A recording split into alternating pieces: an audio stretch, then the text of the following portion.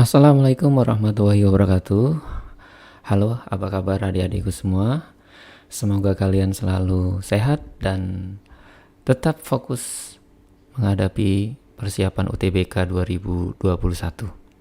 Di video kali ini, kakak akan berikan tentang clue Panter Mandiri pengetahuan kuantitatif yang ketiga sebagai bahan persiapan kita menghadapi tryout yang ketiga. Tanpa berlama-lama, yuk kita saksikan videonya sampai habis. Nah, untuk soal yang nomor pertama, langkahnya adalah pertama kita harus misalkan ya x kuadratnya itu dengan A. Nah, kita nanti akan dapatkan rumus fungsi FA sama dengan apa. Nah, untuk keperluan yang kita cari ya, karena kita mau mencari GF ya, kita mau mencari GF min 1, berarti kita harus cari F min 1-nya dulu berapa nilainya. Tentunya dengan mengganti A-nya dengan min 1 gitu ya. Nah, setelah itu barulah kita masukkan ke pertanyaan. Karena artinya GOF min 1 itu artinya adalah GF min 1. Artinya kita hitung dulu nilai F min 1 baru masukkan ke G. Itu kira-kira clue untuk menjawab soal nomor 1. Berikutnya yang nomor 2. Nah, untuk mengerjakan soal yang nomor 2, kita harus menyederhanakan ya bagian penyebut dari P-nya. Ini kita bisa sederhanakan ya bagian penyebutnya. Nah, kalau nanti sudah sederhana, kemudian kita faktorkan bagian penyebutnya. Tentu nanti pasti akan dicoret dengan bagian yang atas ya, pembilang. Nah, setelah itu barulah kita ambil sembarang nilai N dan ambil sembarang nilai X pada interval min 1 sampai 0. Jadi nilai N-nya ini bebas ya, tapi kalau nilai X-nya harus diambil dari sini. Nah, nilai X dan N yang kita ambil itu minimal ada 2. Nanti silakan masukkan ke P dan masukkan ke Q. Hasilnya kalian bandingkan. Nah, apakah informasi tersebut cukup untuk membandingkan atau memastikan besar mana atau sama, atau mungkin informasinya tidak cukup, kalian akan ketahui nanti. Berikutnya yang nomor 3. Nah, ini soalnya juga nggak susah sebenarnya. Nah, yang nomor 3 ini kalian tinggal bentuk dulu px kuadratnya. Caranya gampang ya. Si x pada px ini kalian ganti dengan x kuadrat. Setelah itu masukkan ke persamaan dan bentuk menjadi bentuk kuadrat. Tentunya dengan clue pertanyaannya ini kita harus menggunakan rumus jumlah dan kali akar untuk menjawab pertanyaan ya. Tentunya kalian bisa lah ini.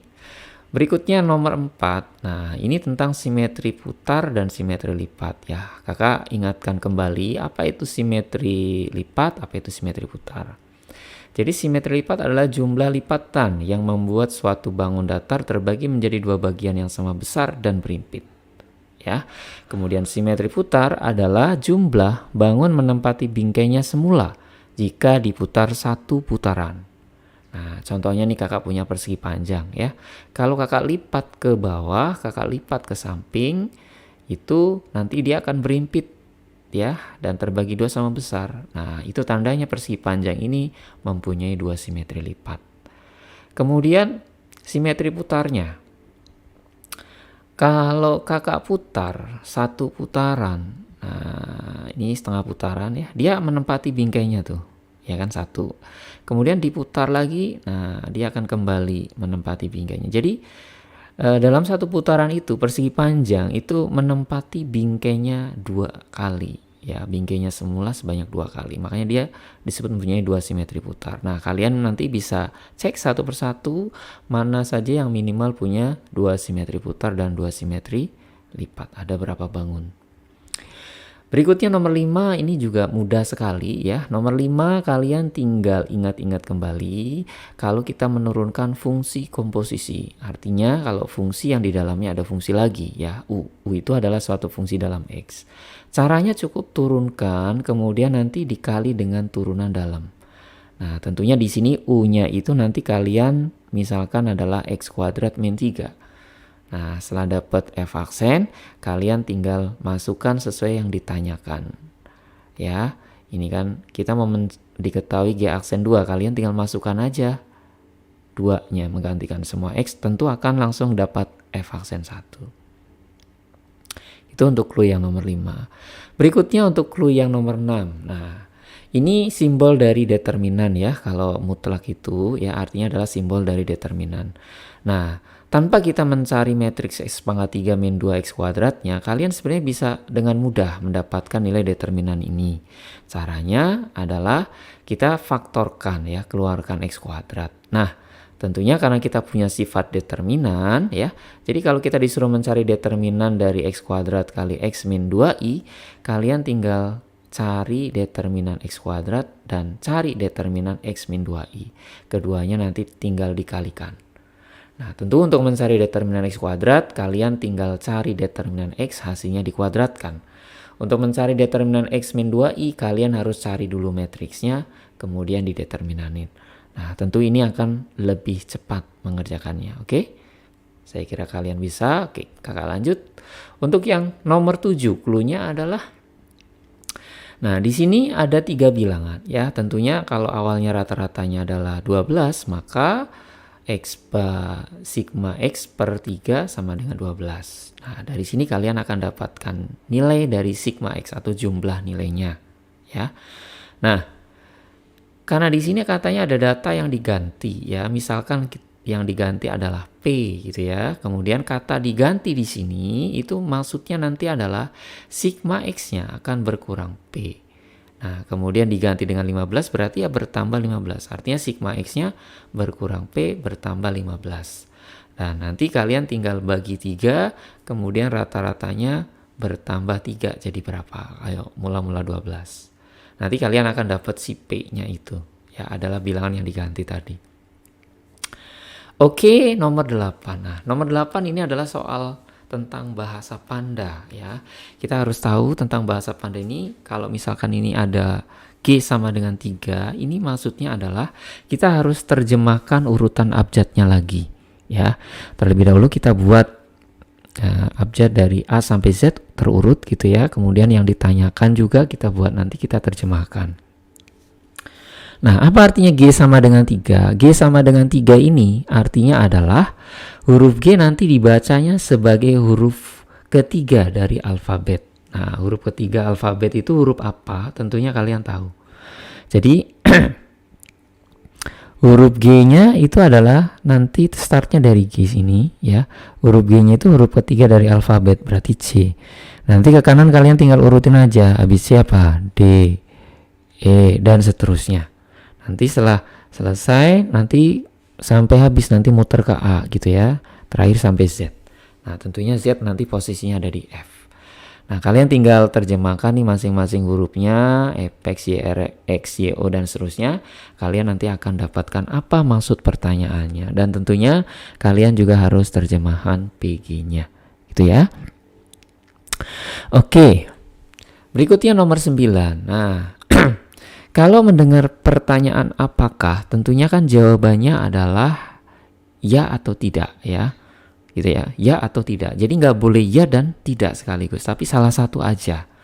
Jadi ya saja atau tidak saja. Nah, jadi kita harus pastikan apakah pernyataan satu itu pasti memotong atau pasti tidak memotong kurva. Ya, kalau misalkan dia ada 2 kemungkinan, berarti dia belum cukup, gitu ya. Pernyataan juga begitu. Nah, ketika pernyataan 1 dan 2 nggak cukup ya, kalian harus gabungkan kedua pernyataan ini bersama, apakah dapat memastikan dia memotong atau tidak memotong. Nah, jadi clue-nya di sini adalah kalian harus berusaha buat garis-garis yang memenuhi pernyataan 1 atau 2, tetapi garisnya ada yang memotong dan ada yang tidak memotong kurva. Nah, ketika emang dia selalu memotong atau tidak selalu memotong, berarti itu sudah dapat memastikan gitu ya. Tapi kalau ada 2 kemungkinan seperti yang kakak bilang tadi, berarti belum bisa memastikan. Oke, itu clue nomor 9. Kemudian nomor 10 ini sebenarnya mudah ya. Karena kita perhatikan di sini ada segitiga siku-siku EAO, EAD, dan segitiga siku-siku BCD ya. Kalian tentunya tinggal cari dulu panjang AD ya, panjang DA dan panjang DB-nya cari dulu. Nanti dari situ kita akan mendapatkan apa kesimpulan untuk segitiga ABD. Nah, dari situ kita akan mendapatkan si X gitu ya, sudutnya. Nah, tentu kalian harus gunakan bahwa jumlah sudut dalam segitiga itu adalah 180 gitu ya. Oke, itu mudah banget lah nomor 10 ya. Kita lanjut ke nomor 11. Cluenya adalah di sini ada 600 peternak domba dan 400 yang berternak domba dan yang 300 berternak sapi. Jadi totalnya semua ada 600 ya. Nah, semuanya ini berternak ya. Namanya juga 600 peternak gitu ya. Semuanya berternak. Nah, jadi untuk mendapatkan jumlah minimum peternak yang berternak keduanya dan jumlah maksimum yang berternak keduanya, kalian harus gambarkan ke dalam diagram Venn. Ada dua kemungkinan. Nah, dari dua gambar ini kalian nanti akan mendapatkan jumlah minimum dan maksimumnya. Ya, mana yang maksimum, mana yang minimum tentunya kalian akan sadari ketika sudah dihitung. Gitu ya. Tinggal letakkan aja yang mana yang mungkin. Oke, itu clue yang nomor 11. Kemudian yang nomor 12. Nah, ini kebetulan pelajarannya sekarang lagi dipelajari juga ya. Jadi saya kira kalian sudah paham ya. Nah, kalau huruf vokal itu apa saja? Huruf vokal dan angka genap kita ketahui A, I, U, E, O ada 5. Angka genap itu ada 5 juga, 0 sampai 8 gitu ya. Nah, di sini ada 4 digit, berarti kita harus buat 4 kotak. Nah, kalian tinggal taruh kemungkinannya. Jadi huruf digit yang pertama itu huruf vokal bukan U, berarti selain U yang bisa diletakkan di sini. Nah, karena dia harus berbeda, karena di digit ketiga itu hanya diisi oleh huruf A, maka di digit yang pertama ini adalah berarti selain U dan selain A yang bisa diletakkan di sini. Tentunya ada berapa cara gitu ya. Kemudian digit yang kedua angka genap. Nah, angka genap itu ada 5.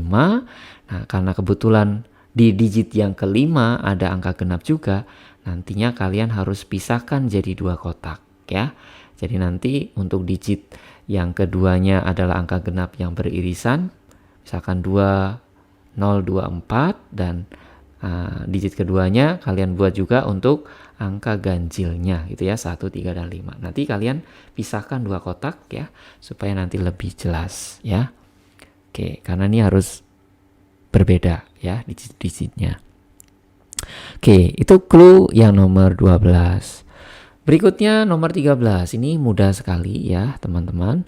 Kita tinggal cari dulu pertama nilai X ya, dari persamaan X kuadrat min X min 2. Tinggal faktorin saja. Nanti kalian akan dapatkan 2 buah nilai X. Setelah dapat 2 buah nilai X, silakan masukkan ke persamaan yang satunya ini. Kita masukkan. Tentu akan dapat nilai Y-nya juga. Dari situ kita tinggal hitung nilai P dan nilai Q-nya. Tentu kalian akan bisa menentukan ya mana yang lebih besar atau lebih kecil. Oke, berikutnya clue yang nomor 14. Nah, ini perlu kakak ingatkan kembali, apa itu garis tinggi ya? Garis tinggi adalah garis yang tegak lurus sisi di depannya. Jadi kalau misalkan CP ini garis tinggi, berarti CP tegak lurus sama AP gitu ya.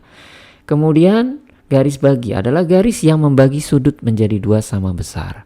Jadi kalau misalnya CP ini garis bagi, maka sudutnya ini sama besar. Sudut ACP sama dengan sudut PCB. Itu ya, besarnya sama.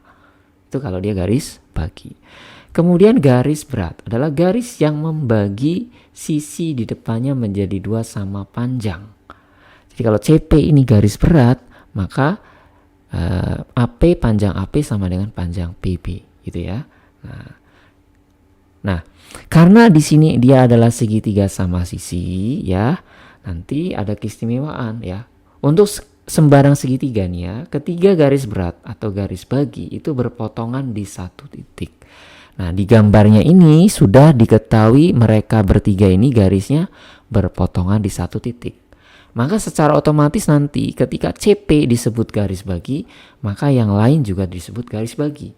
Ketika CP disebutnya garis berat, maka yang lain juga disebutnya garis berat. Karena secara teori ya, untuk semua segitiga, garis berat dan garis bagi itu berpotongan di 1 titik ya, masing-masing.